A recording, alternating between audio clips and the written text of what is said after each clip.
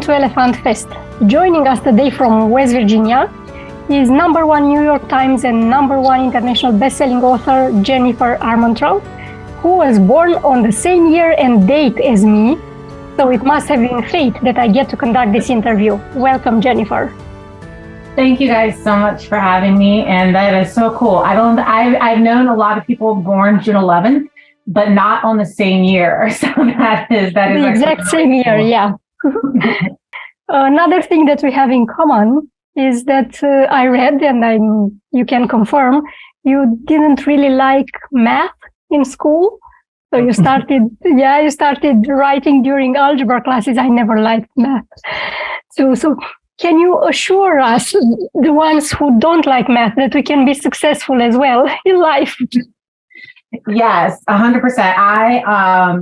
I don't know what it is about math. It's like my brain immediately just turns off, and I just start focusing on everything else. And I feel like unless you're going into a career that you need to add up an obtuse triangle or something, it's not something that has hindered my daily life whatsoever. Especially, I was thinking back the other day, like when we were in school, it's like you didn't have like the technology like right at your fingertips, right, to figure things out.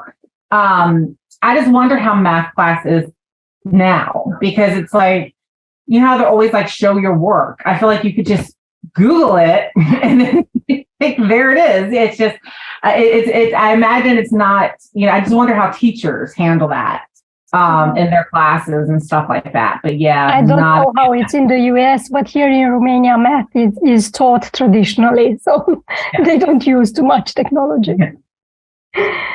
You're considered to be a hybrid author because you published both on your own and with a lot of famous publishers. Do you think readers view self-published literature differently than the one published under a big name? Is a big name on the cover the guarantee of quality, or do readers see it like that? When I first started publishing, yes, readers, the industry as a whole did view self-publishing or small presses as not the same as being with a traditional publisher.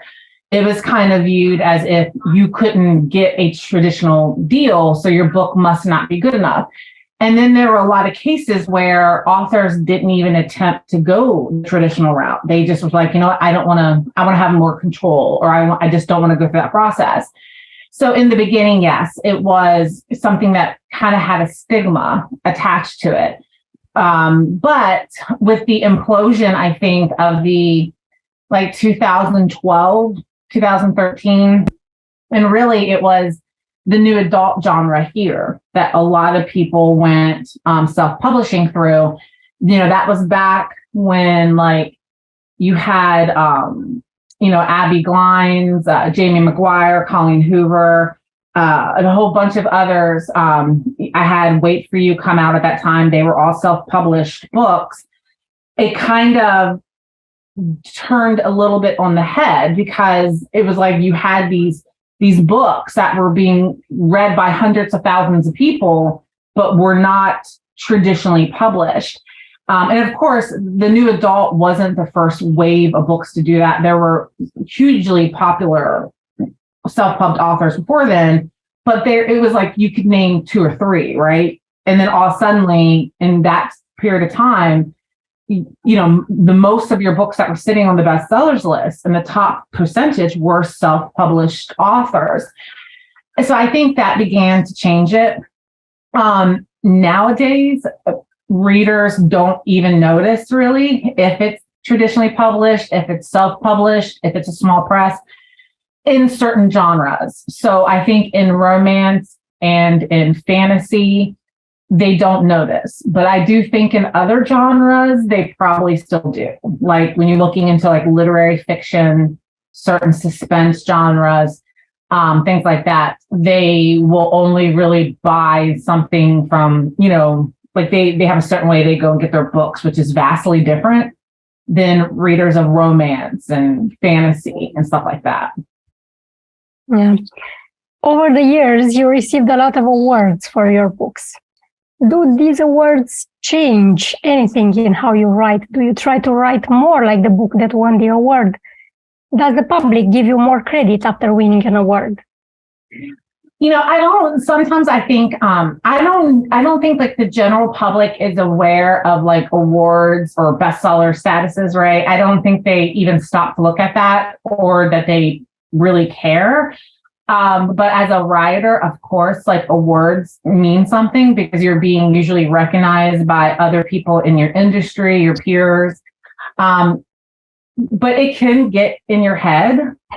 Like and it's the same if you have multiple series, right? And then you have a really popular series. And then you think, do I need to write like I did in that really popular series or that series or that book that won awards? Do I need to write everything like that? So it does. It can get in your head. And, the only way that you have to kind of shut down those voices because obviously you can just regurgitate your books, right? But you shouldn't. So you kind of have to shut it down and not let it influence like how you're writing. Because I do think that will only lead to trouble for you in the future. Tell me more about a Polycon. How did you get the idea of organizing a festival to feature authors who write young adult and adult fiction? How were the first editions? What's in place for the 2023 edition? So it started, I think the first year that we did a Polycon was like maybe 2015, 2016. And one of my friends had a book coming out, The Return. And she was like, do you want to set up a signing or something? Because she had some connections, with some of the local bookstores in her area. She lived near Philadelphia, Pennsylvania, and New Jersey.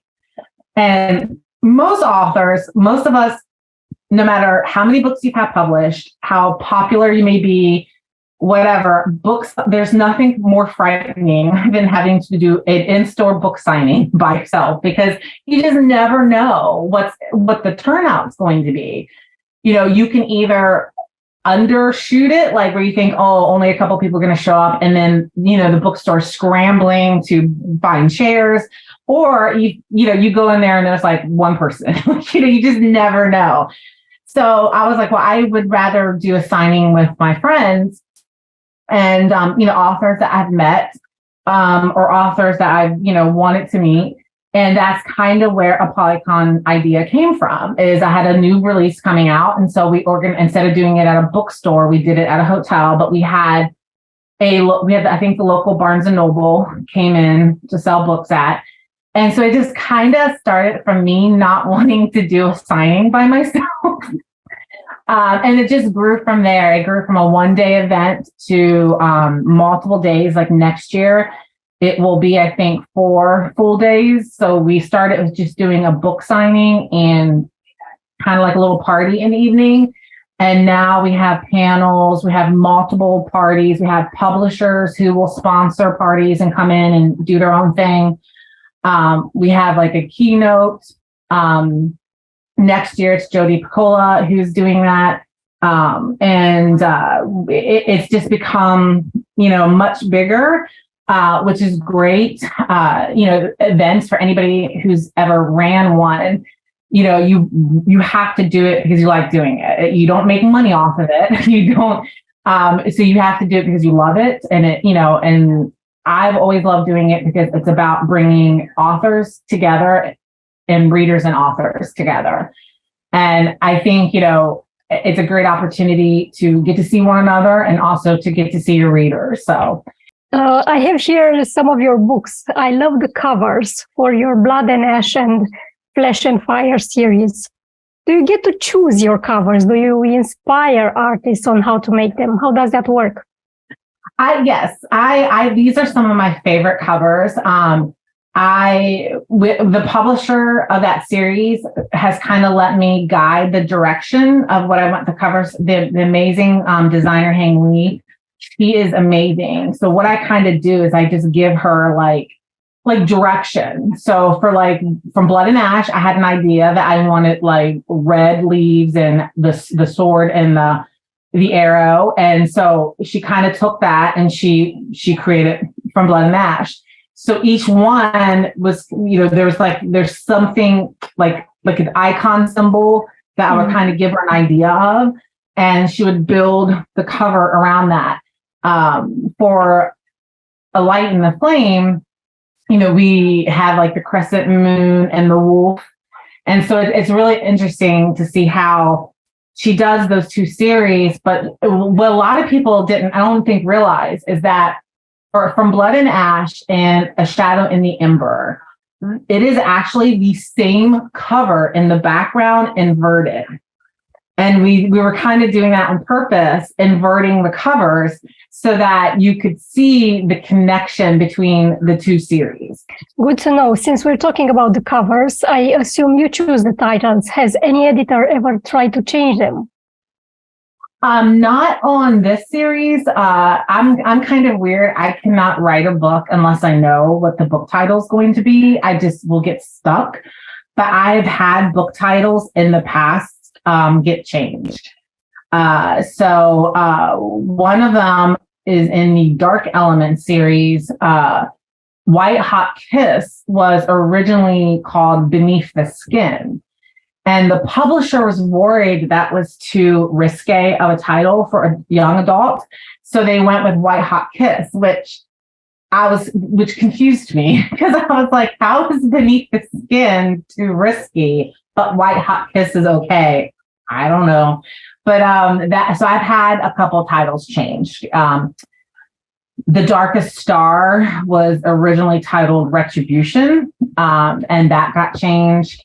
So yeah, sometimes they do get changed, but it's always like a mutual conversation when that happens. People love success stories. So although I'm sure you've received this question several times over the years, I'm going to ask it for our viewers in Romania as well.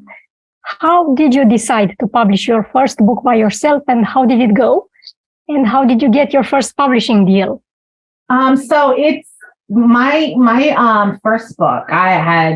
I was in the process of, I went and wrote my first book. It took me like 3 to 4 years to write the book, not to write the book, but to get the courage really to make it real and start going out on submission. So I started looking for an agent. And while I was doing that, I had submitted to a brand new small press called Spencer Hill. And they were doing like these query contests where if your query won, they would request to read like the first 10 pages. So my very first book that I sold was Half-Blood, and that was to a small press, Spencer Hill. And it was a risk for both of us. I was, their first author that they were going to publish. And it was a risk for me to go with somebody who is brand new. But I was kind of like, I'm going to try it while I'm still trying to get an agent. It doesn't hurt. And I was really lucky because the owner of Spencer Hill, she was a major, she was a huge lover of books. So she put everything she could behind it. But also, I was very lucky because the bloggers back then, because right now, the book community is really on TikTok, but it used to be bloggers back then. And the book bloggers, for whatever reason, they really fell in love with the earlier books of mine that were through small presses. So it was Half-Blood was through, the Covenant series was through Spencer Hill, and the Luck series was through Entangled Teen, and they both were small presses. But the book bloggers really got behind those books. And if it hadn't been for them, for that community, I would not be sitting where I am today, because back then you weren't in bookstores unless you were with a traditional publisher. And even then, it's still not guaranteed. Like, the publisher has to sell your book into bookstores. Bookstores don't always take them. But I just got so lucky with the book blogging community really getting behind my earlier books. Do you let anyone other than your editor read the books before they're out? Does their feedback influence you in any way? Yeah, I have a small group of people that I will usually send the book to as I'm working on it.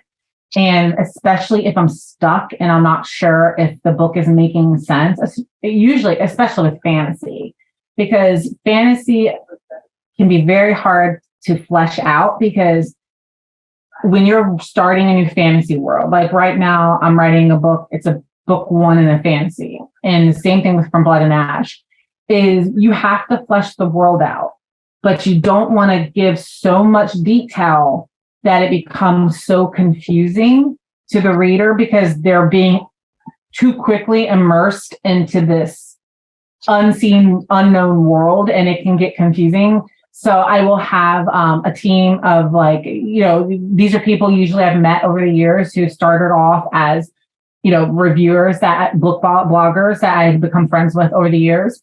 And honestly, everybody who works with me now were all book bloggers that I met through book blogging.